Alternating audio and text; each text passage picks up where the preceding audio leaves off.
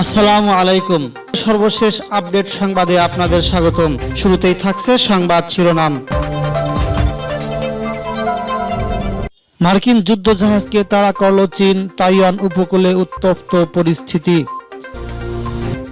ভারতে দফায় দফায় সাইবার হামলা চালিয়েছে চীন। জম্মু কাশ্মীরে যুদ্ধবিরতি লঙ্ঘন করেছে পাকিস্তান, অভিযোগ ভারতের। ফিলিস্তিনিদের অধিকার প্রতিষ্ঠা না হওয়া পর্যন্ত ইসরায়েলকে স্বীকৃতি দেবে না পাকিস্তান। যুক্তরাষ্ট্রে সাইবার হামলার নীরবতা ভেঙে চীনকে দায়ী করলেন ট্রাম্প। আফগানিস্তানে গাড়ি বোমা হামলায় নিহত 9। এবং সর্বশেষ থাকছে তালেবান বন্দীদের মুক্তির জন্য শর্ত দিলেন আফগান প্রেসিডেন্ট। শুনছিলেন সংবাদ শিরোনাম, এখন বিস্তারিত। মার্কিন যুদ্ধজাহাজকে তাড়া করল চীন, তাইওয়ান উপকূলে উত্তপ্ত পরিস্থিতি। তাইওয়ানের সঙ্গে সামরিক সম্পর্কের পরিণতির বিষয়ে বেশ কয়েকবার মার্কিন যুক্তরাষ্ট্রকে সতর্ক করেছে চীন। এর মধ্যে তাইওয়ান উপকূলে একটি মার্কিন যুদ্ধজাহাজকে তাড়া দেওয়ার দাবি করেছে চীন। শনিবার মার্কিন যুদ্ধজাহাজটি সংবেদনশীল তাইওয়ান উপকূলে ঢুকে পড়লে সেটিকে ধাওয়া করে চীনা বাহিনী। তাইওয়ানের স্বাধীনতার সমর্থকদের উস্কে দিতে এটি এসেছিল বলে সেনাবাহিনীর পক্ষ থেকে জানানো হয়েছে। গণতান্ত্রিকভাবে চালিত তাইওয়ানকে নিজেদের অঞ্চল হিসেবে দাবি করে চীন। তাইওয়ান জলসীমা ব্যবহারের মাধ্যমে অস্ত্র বিক্রি এবং যুদ্ধবিমান ও যুদ্ধজাহাজ প্রেরণের অভিযোগ রয়েছে যুক্তরাষ্ট্রের বিরুদ্ধে। মার্কিন যুক্তরাষ্ট্রের এই ধরনের পদক্ষেপের কারণে ক্ষুব্ধ চীন এসব পদক্ষেপ বেইজিং ওয়াশিংটন সম্পর্ককে আরও জটিল করে তুলেছে। এ বিষয়ে মার্কিন নৌবাহিনী বলছে, গাইডেড মিসাইল ধ্বংসকারী ইউএসএস মুস্তিন 19 ডিসেম্বর আন্তর্জাতিক নিয়ম অনুসারে তাইওয়ান স্টেট ট্রানজিট পরিচালনা করেছে। মার্কিন প্রতিশ্রুতি মেনেই জাহাজটি তাইওয়ানের জলসীমার বাইরে দিয়ে খোলা ভারত সাগরে কার্যক্রম পরিচালনা করেছিল। যুক্তরাষ্ট্র একটি শান্ত ও মুক্ত ইন্দো প্যাসিফিক চায় বলে জানায় তারা। উল্লেখ্য, এর আগে যুক্তরাষ্ট্রের যুদ্ধজাহাজ মোট 11 বার তাইওয়ান উপকূল সীমা লঙ্ঘন করে গত 4 দশকে তাইওয়ানের কাছে সবচেয়ে বেশি অস্ত্র বিক্রি করেছে মার্কিন যুক্তরাষ্ট্র। আমেরিকা তাইওয়ানের কাছে জঙ্গি বিমান সহ আরও অত্যাধুনিক অস্ত্র বিক্রি করতে যাচ্ছে বলেও খবর প্রকাশিত হয়েছে।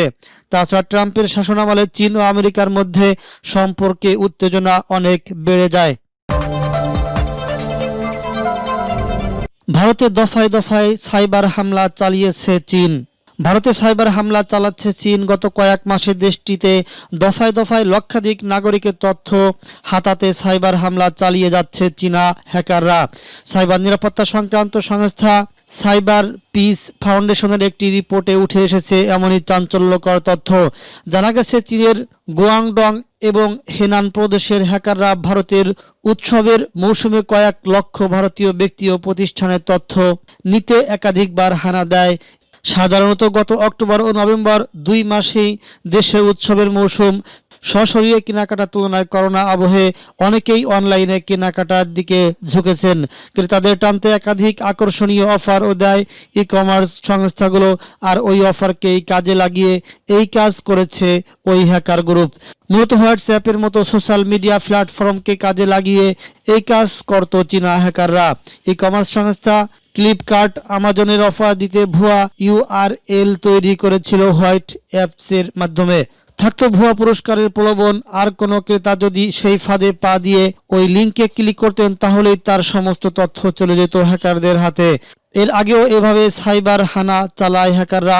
প্রতিবেদনে আরও বলা হয়েছে, উৎসবের মৌসুমে ভারতীয় ই কমার্স সংস্থাগুলোর জনপ্রিয়তা দেখে সেই সুযোগে এই হামলা চালায় চীনা হ্যাকাররা।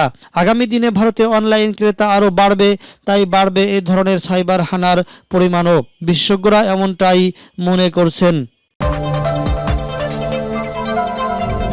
জম্মু কাশ্মীরে যুদ্ধবিরতি লঙ্ঘন করেছে পাকিস্তান, অভিযোগ ভারতের। জম্মু কাশ্মীরে রাজৌরি জেলার নিয়ন্ত্রণ রেখা ও এলওসিতে যুদ্ধবিরতি লঙ্ঘন করেছে পাকিস্তান। বুধবার সন্ধ্যায় একজন ভারতীয় প্রতিরক্ষা কর্মকর্তা এই তথ্য জানিয়েছেন। ভারতের প্রতিরক্ষা মন্ত্রণালয়ের মুখপাত্র কর্নেল দেবেন্দার আনন্দ জানান, পাকিস্তান সন্ধ্যা 6টার দিকে রাজৌরি জেলার নওশেরা সেক্টরে এলওসির পাশে হালকা অস্ত্র দিয়ে গুলি চালায় এবং মর্টার সেল নিক্ষেপ করে যুদ্ধবিরতি লঙ্ঘন করে। এ সময় ভারতীয় সেনাবাহিনী এই হামলায় যথাযথ পাল্টা জবাব দেয় বলে জানান তিনি। এই বছরের শুরু থেকে পাকিস্তান কিছুদিন পরপর যুদ্ধবিরতি চুক্তি লঙ্ঘন করছে। চলতি বছরে ৩,২০০ বার এরও বেশি যুদ্ধবিরতি লঙ্ঘনের ঘটনা ঘটেছে। এসব হামলায় ৩০ জন বেসামরিক মানুষ মারা গেছেন এবং অন্তত শতাধিক মানুষ আহত হয়েছেন।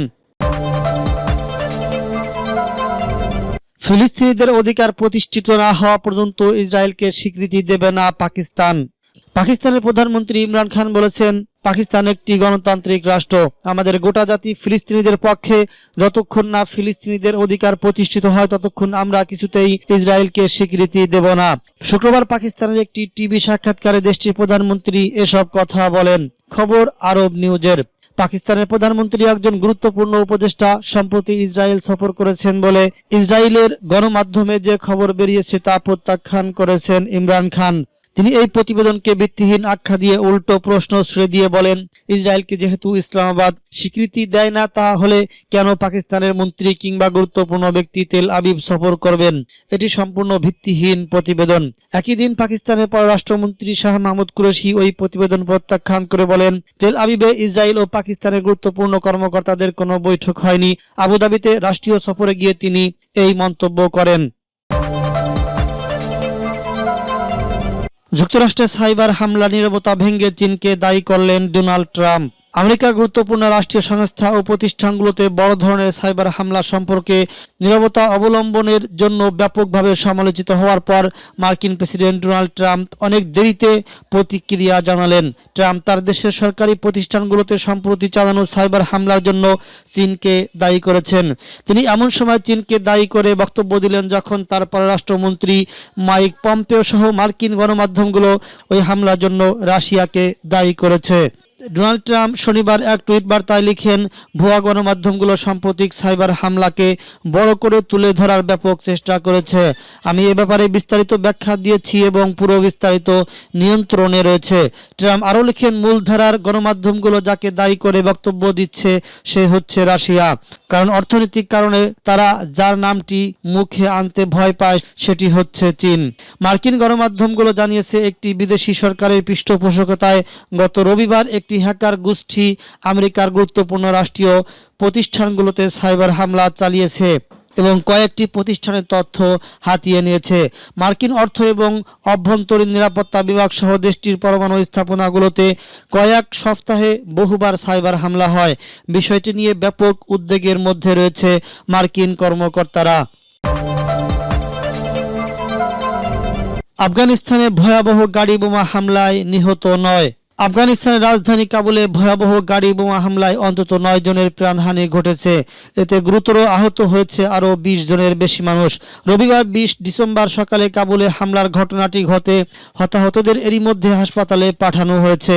আফগান স্বরাষ্ট্র মন্ত্রণালয়ের মুখপাত্র তারিক আরিয়ান বলেছেন, সন্ত্রাসীরা কাবুল শহরের জঙ্গি হামলা চালিয়েছে।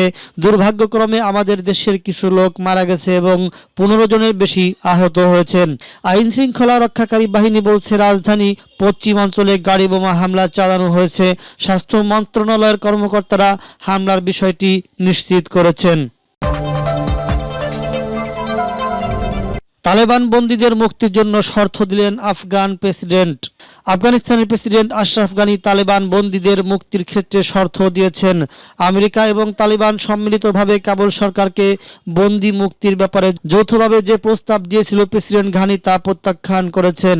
তিনি বলেছেন, তালেবান গোষ্ঠী দেশ জুড়ে রক্তপাত এবং সহিংসতা বন্ধ করতে ব্যর্থ হওয়ার পরও তিনি যদি নতুন করে বন্দীদের মুক্তি দেন তাহলে জনগণ তা মেনে নেবেন না।